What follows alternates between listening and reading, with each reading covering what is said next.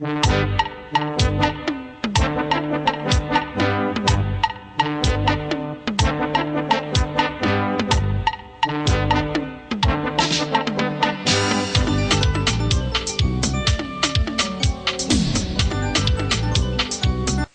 et messieurs, chers téléspectateurs de Ivoire TV, bonsoir. Bienvenue à ce numéro spécial du micro du développement, votre émission qui parle de toutes les actions pouvant concourir au développement dans notre pays.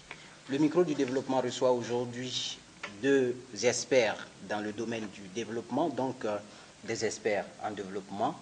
Nous avons M. Kwasi Edouard, il est coordonnateur national de l'équipe des experts de la JICA, qui veut dire tout simplement Agence japonaise de la coopération internationale. Monsieur Kwasi, bonsoir. Bonsoir, monsieur. Deuxième invité du jour, c'est monsieur Sylvanus Ngoran, chargé des comités de gestion de points d'eau au sein de l'équipe des experts de la JICA. Bonsoir, monsieur Sylvanus Ngoran. Monsieur, bonsoir. Alors, nous nous retrouvons ici dans ce cadre pour parler de développement. L'Agence japonaise de la coopération internationale JICA est dans la région de Gbeke depuis novembre 2013 dans le cadre d'un vaste projet de développement des ressources humaines pour le renforcement de capacités de l'administration locale. Alors, pour connaître la quintessence de ce projet, nous vous recevons ici sur ce plateau. Dites-nous exactement, commençons par vous, monsieur le coordonnateur, pourquoi vous avez porté votre choix sur la région de Gbeke pour la réalisation de ce projet? Ok. Encore bonsoir et bonsoir à tous les spectateurs de cette émission. Je voulais rappeler comme ça que le choix, il n'est pas fortuit ni hasard. C'est un choix qui a été opéré suite à la situation militaro-politique que notre pays a connue. Vous savez que toute administration a besoin de cadres et tout cadre a besoin d'un certain nombre de bagages, tant logistiques qu'intellectuels, pour pouvoir mener des actions de développement. Bouaké et toute la région de Gbeke ayant été frappée et touchée gravement au niveau de son administration, l'État de Côte d'Ivoire, à travers le ministère de l'Intérieur, a négocié ce projet avec le concours de la coopération japonaise, la JICA, pour pouvoir, un temps soit peu, rehausser ce niveau-là de cette administration-là. Voilà un peu ce qui a suscité ce choix. Donc c'est en grande partie dû à la crise militaro-politique qu'a connue notre pays. Voici un peu les raisons qui ont poussé l'État de Côte d'Ivoire à prendre et l'État du Japon. Vous venez d'énumérer quelques raisons qui ont poussé cette coopération à choisir la zone nord, la zone centre-nord pour ce projet. Alors, vous êtes deux experts sur ce plateau. Le deuxième, c'est M. Sylvanus Ngoran. Il est chargé des comités de gestion de points d'eau au sein de l'équipe des experts de la JICA. Alors, votre projet a un volet très important qui nous intéresse. Il s'agit de la composante infrastructure. En temps parler d'infrastructure, nous parlons d'hydraulique villageoise, nous parlons également d'éducation. Alors, vous êtes chargé de la gestion de points d'eau au sein de l'équipe des experts de la JICA. Oui. Alors, pourquoi est-ce que vous avez focalisé, votre action sur l'hydraulique villageoise? Merci, M. Mbra, pour l'opportunité que vous nous offrez pour pouvoir parler de développement dans la région de Gbeke. En effet, dans le projet, nous avons une composante importante qui est l'hydraulique villageoise. En effet, quand le projet s'est déployé dans la zone, il y avait un manque criard d'infrastructures dans la zone. C'est ce qui a fait que la composante japonaise, avec bien entendu le soutien du ministère de l'Intérieur et de la Sécurité, de pouvoir apporter son appui à l'administration afin de pouvoir améliorer l'approvisionnement en eau dans nos villages. D'accord. On parlait tout à l'heure de l'éducation également. Je crois que je vais m'adresser au coordonnateur national. Alors, l'éducation, pensez-vous que les actions menées par la JICA au sein de la région de Gbeke a pu avoir un impact positif sur l'éducation au niveau de la région? Avant toute chose, je voulais rappeler comme ça que pour nos auditeurs que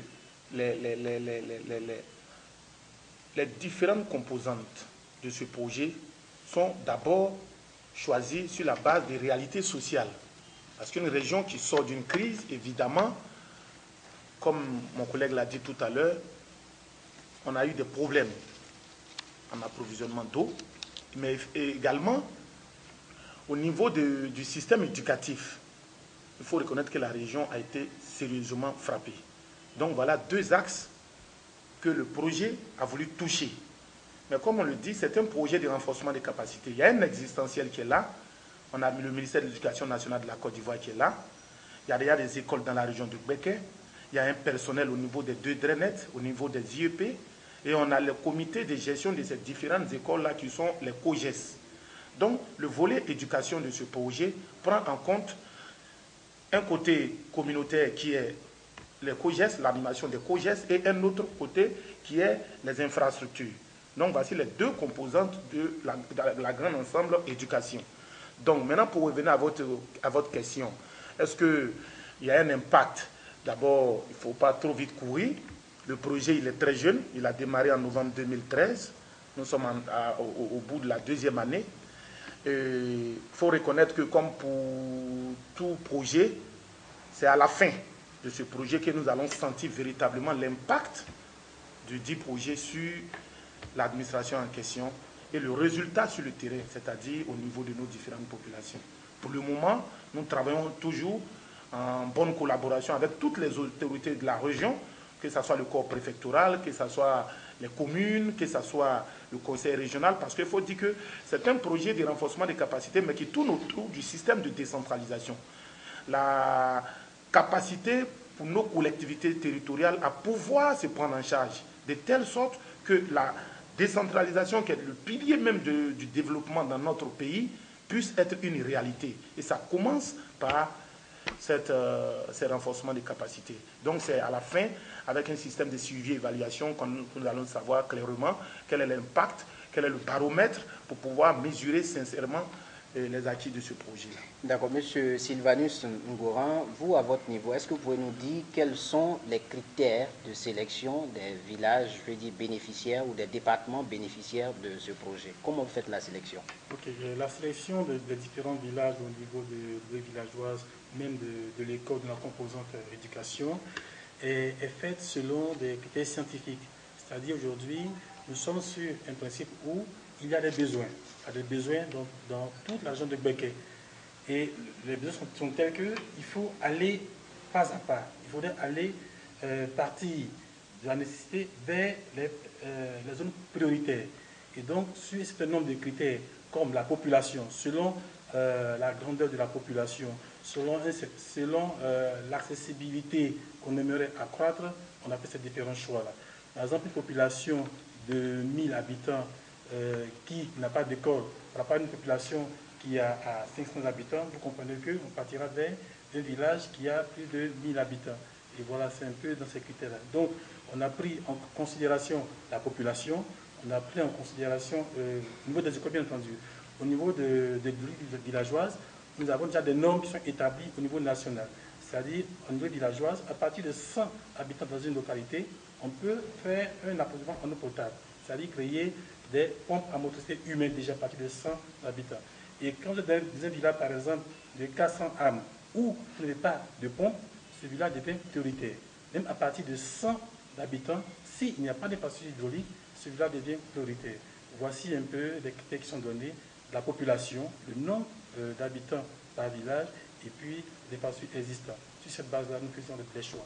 Un village, par exemple, qui a une pompe, deux pompes, une pompe, par exemple, si vous avez 500 habitants et vous avez un village de 100 habitants, il va sans dire que vous allez aller vers le village qui a 100 habitants pour qu'ils puissent avoir accès à l'eau potable.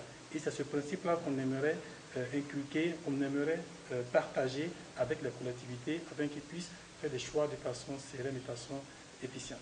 Alors, parlons de priorité, je remarque que vous avez des critères clairs, vous avez des bases bien définies pour pouvoir parler de priorité. Bien, moi, je siège au conseil régional. Mon village a besoin d'eau, mon village a besoin de salles de classe. Et nous sommes 50 dans notre village, mais je siège au conseil régional. Je viens, je vous demande j'ai besoin d'eau, j'ai besoin d'école dans mon village. Qu'est-ce que vous faites pour moi? Évidemment, c'est cette politique-là, c'est contre cette politique que le projet est développé en fait. On n'aimerait plus aller sur des bases politiciennes. Nous voulons aller sur des bases scientifiques.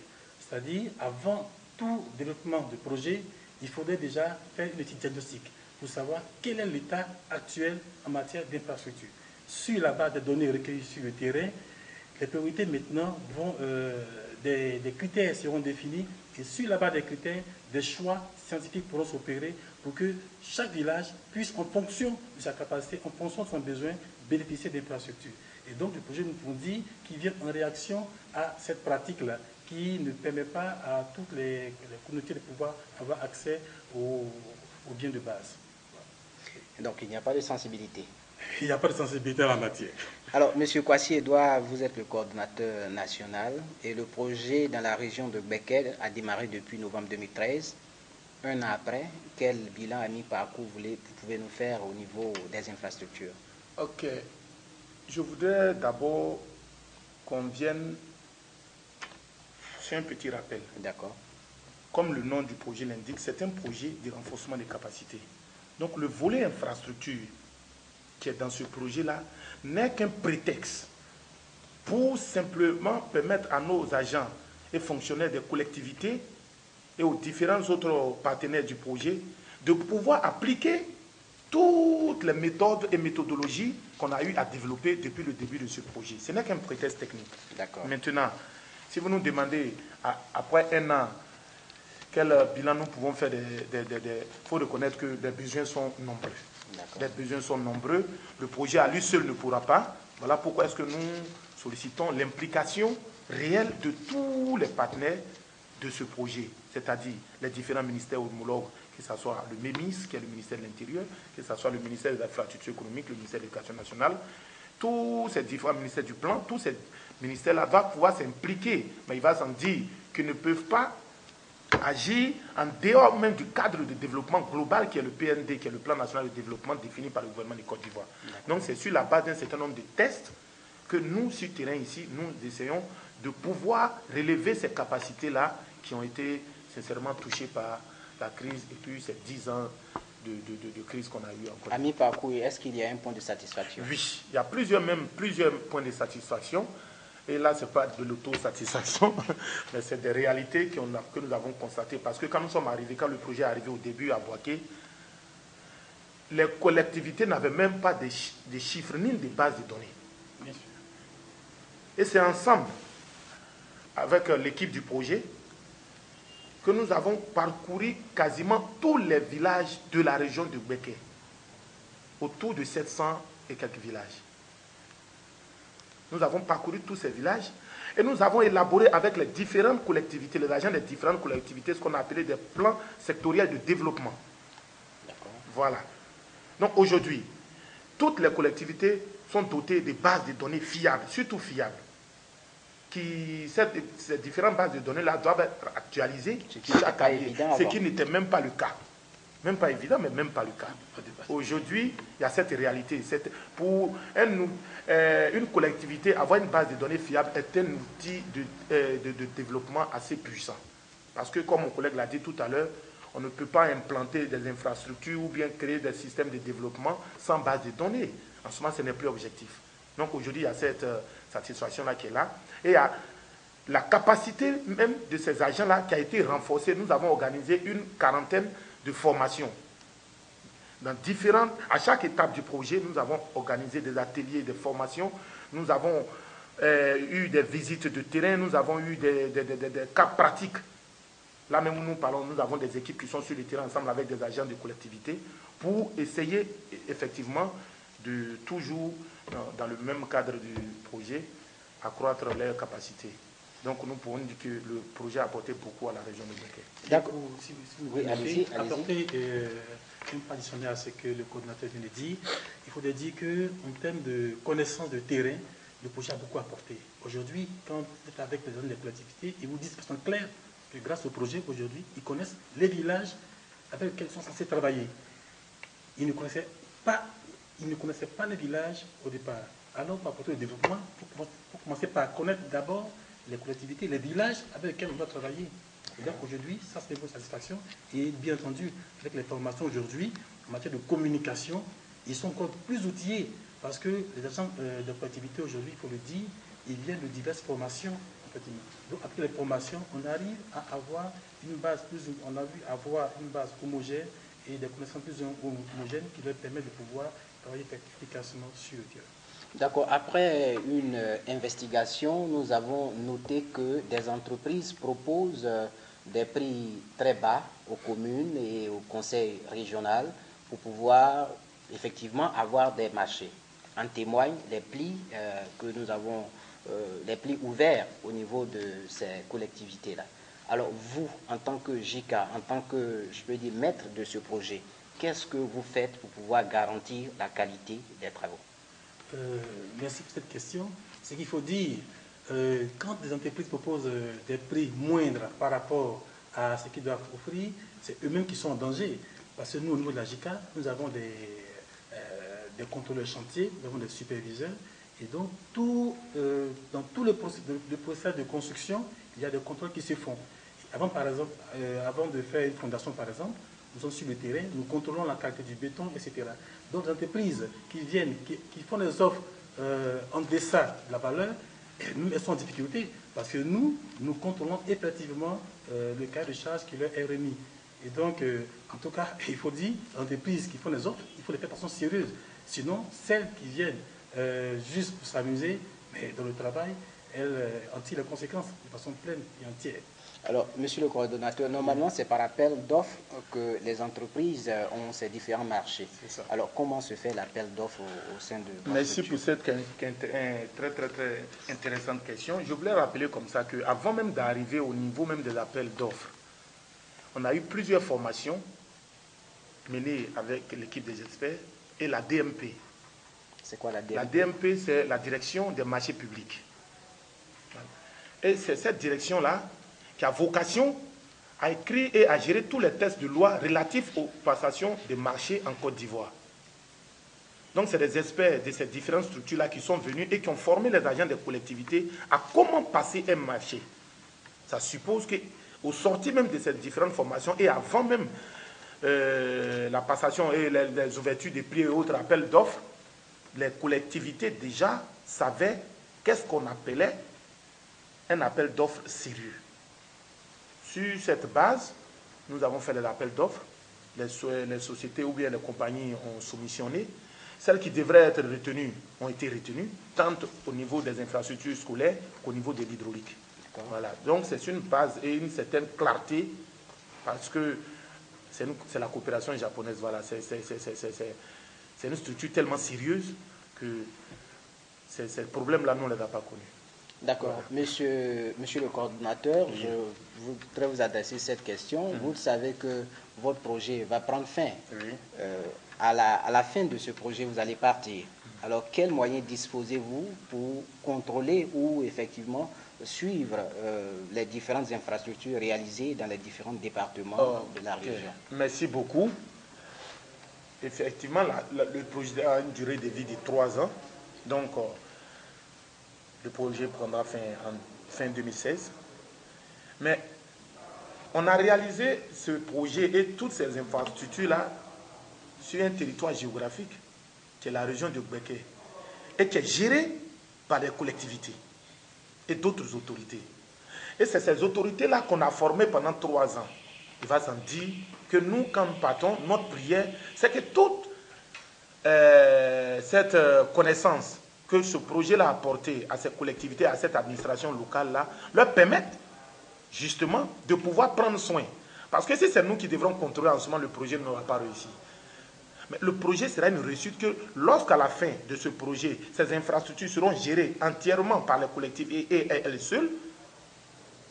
Et si c'est bien géré, selon les critères et autres procédures qu'on a développées lors de ce projet-là, en ce moment-là, ça aurait été une satisfaction, une réussite. Donc, la réussite de ce projet viendra de l'appropriation par les collectivités et l'administration locale de tout ce qui a été fait dans le cadre de ce projet. Donc vous avez donc fait sciemment en accompagnant avec le renforcement des capacités de l'administration locale. Justement, c'est le but principal du projet, comme je l'ai dit. On est venu, le projet est dans la région de Béquet pour renforcer les capacités de l'administration locale, comme c'est indiqué là sur notre pancarte et notre banderole.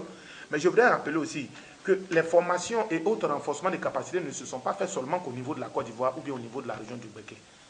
Nous avons envoyé des agents de collectivité, des autorités de très haut niveau, tels que quasiment tous les maires de la région, le président du conseil régional, monsieur le préfet de région, des préfets des départements, des sous-préfets, au Japon et dans d'autres pays, notamment le Niger, pour justement s'imprégner des réalités de ce pays frère-là, qui est aujourd'hui à un stade très élevé du système de décentralisation. Donc, ce n'est pas seulement les agents des collectivités que nous avons formés, ce n'est pas eux seulement qui ont eu leurs capacités renforcées, mais c'est toute l'administration locale. Et quand on parle d'administration locale, il n'y a pas seulement que les autorités du Bouaké, même les autorités au niveau central, parce qu'on a envoyé des directeurs de cabinet de tous les ministères homologues de ce projet-là, et d'autres fonctionnaires de haut rang dans d'autres pays. Et à chaque fois qu'on organisait des formations, à chaque étape, on a des homologues au niveau central qui viennent en région ici, pour ensemble trouver des mécanismes de développement, des modèles, de telle sorte qu'au sortir de ce projet-là, toute l'administration locale soit outillée pour pouvoir mener à bien tout ce qui est comme politique de développement et décentralisation. D'accord. Monsieur Sylvanus Ngoran, nous allons maintenant parler en termes de chiffres. Vous nous avez parlé de l'hydraulique villageoise, vous avez parlé également des infrastructures au niveau de l'école. Alors, dites-nous en termes de chiffres, à combien on peut estimer toutes ces réalisations de la JICA? Toutes ces réalisations de la JICA, en termes de chiffres, je pense que la personne à mise habilité, c'est le coordinateur. Mais je vais d'abord plus ou moins donner le nombre d'infrastructures qui ont été réalisées. Comme on le disait tantôt, c'est vraiment un projet de renforcement de capacité. Parce que pour qu'il y ait développement, il faudrait qu'il y ait connaissance. C'est la connaissance qui va entretenir ce qui est fait, qui va permettre de soutenir ce qui est fait. Et donc c'est vraiment un projet de renforcement de capacité. Et les infrastructures viennent pour soutenir les formations théoriques qui ont eu lieu. C'est comme si nous étions à la phase théorique, on a travaillé, et puis après on passe au TD. Comment est-ce qu'on fait de façon concrète sur le terrain? Et de façon concrète, c'est les infrastructures qui traduisent nos TD ici. Au niveau de l'hydraulique villageoise, il faudrait dire qu'on a 20 nouveaux forages à construire, à raison de 2 forages par département. On a environ 51 PMH, pompes à moteur humaine, à réhabiliter. Et on a 71 communautés de gestion de points d'eau à mettre en place. En termes de nombre concret au niveau de l'HV, voici ce qu'on peut dire. Au niveau de l'éducation, on a environ 11 écoles à construire dans les différentes communes de la région de Béquet. D'accord, monsieur le coordinateur, monsieur Ngoran Sylvanus me donne donc l'autorisation de vous renvoyer la question en termes de chiffres, combien on peut estimer ces réalisations. On va épargner nos téléspectateurs des chiffres en détail, mais il faut savoir que c'est une enveloppe globale pour les 2 secteurs. Pour chaque secteur, par exemple, l'hydraulique villageoise, parce que quand on parle de l'hydraulique villageoise, comme il a dit tout à l'heure, c'est les nouveaux forages, mais aussi des réhabilitations de l'existentiel. De tout ce qui existait, on a fait des études et on a choisi un certain nombre de localités dans lesquelles on a décidé de réhabiliter des pompes hydrauliques. Mais en même temps aussi pour les nouveaux forages qui ont déjà commencé. Donc c'est une enveloppe globale qui tourne autour de 300 millions de francs CFA qui est allouée à l'hydraulique, rien que pour les infrastructures. Voilà. Parce que ce n'est pas seulement 300 millions, mais tout ce qui a été coût de renforcement des capacités, mais pour la construction et la réhabilitation de tout ce qui est infrastructure, c'est une enveloppe globale de 300 millions. Concernant l'école, c'est à peu près la même chose. C'est une enveloppe globale de 250 à 300 millions de francs CFA qui sont alloués. Donc c'est autour de 600 millions qu'il faut aller chercher un peu le coût de ces différentes infrastructures. Je suis tenté de vous poser la question de savoir est-ce que la JICA est bien connue sur le territoire national? Mieux connue, je ne m'aventurerai pas à dire cela parce que c'est une agence qui est assez discrète, mais parce qu'elle n'a pas été toujours en Côte d'Ivoire. les différentes réalités politiques et sociopolitiques de notre pays ont poussé nos frères japonais à prendre du recul. Mais depuis leur retour, il faut dire que la JICA est beaucoup sur le terrain. En termes de renforcement des capacités, la coopération japonaise entretient aujourd'hui près de 3 à 4 projets, notamment le nôtre, et un autre projet de développement d'un secteur du riz à Yamoussoukro. Ils sont actuellement sur un autre projet pour le renforcement des capacités des agents de police, autour de 4000 agents. Mais je crois que petit à petit, la JICA est en train de se faire connaître en Côte d'Ivoire. C'est-à-dire que la collaboration entre la JICA et les autres ministères en Côte d'Ivoire, la collaboration est-elle au beau fixe? Oui, c'est une très belle collaboration. Si je prends par exemple dans le cadre de ce projet, c'est la JICA au haut sommet qui est représentée par le représentant résident et le ministre de l'Intérieur qui définissent les grandes lignes de ce projet avec tous les directeurs de programme, directeurs départementaux, le directeur national même du projet. Donc, s'il n'y a pas de bonne collaboration, aucune administration ne peut produire des projets pareils. Donc, c'est justement au nom de cette belle coopération entre la Côte d'Ivoire et le Japon que ces différents projets-là sont implémentés dans notre pays. Chers téléspectateurs de Ivoire TV, sachez que vous suivez votre émission, le micro du développement, et nous recevons dans ce cadre 2 experts en développement. Il s'agit de M. Kwasi Edouard, il est coordonnateur national de l'équipe des experts de la JICA. La JICA entend par Agence japonaise de la coopération internationale. Nous recevons également M. Sylvanus Ngoran, il est chargé des comités de gestion de points d'eau au sein de l'équipe des experts de la JICA. Nous allons allègrement vers la fin de cette émission. Monsieur le coordonnateur, le citoyen lambda voudrait connaître la JICA et les missions qui lui sont assignées. Merci beaucoup. Je crois que, comme on l'a dit tantôt, la JICA, c'est la coopération japonaise qui est installée en Côte d'Ivoire, qui a son siège à Cocody, Nestlé, et qui réalise ensemble avec le gouvernement ivoirien à travers plusieurs ministères, plusieurs projets de développement et de renforcement des capacités au niveau de notre administration, tant au niveau central qu'au niveau local. C'est un partenaire assez puissant, puisque tout ce que vous voyez, c'est financé, tous ces projets sont financés quasiment à 99% par le Japon. Voilà. Donc, en termes d'impact, la JICA est représentée à travers plusieurs projets et à travers le monde entier. En Côte d'Ivoire, ici, ils sont ici.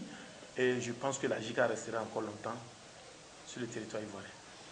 C'est ici que prend fin cette émission, chers téléspectateurs de Ivoire TV. Sachez que vous pouvez suivre cette émission sur le www.ivoiretv.net, la télévision, la radio, la presse de la diaspora ivoirienne aux États-Unis.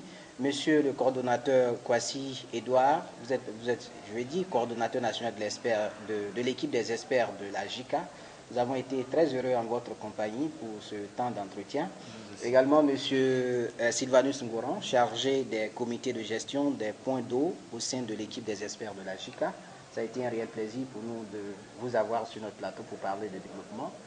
Auditeurs de ivoiretv.net, c'est ici que prend fin cette émission. Gardons le contact pour la semaine prochaine.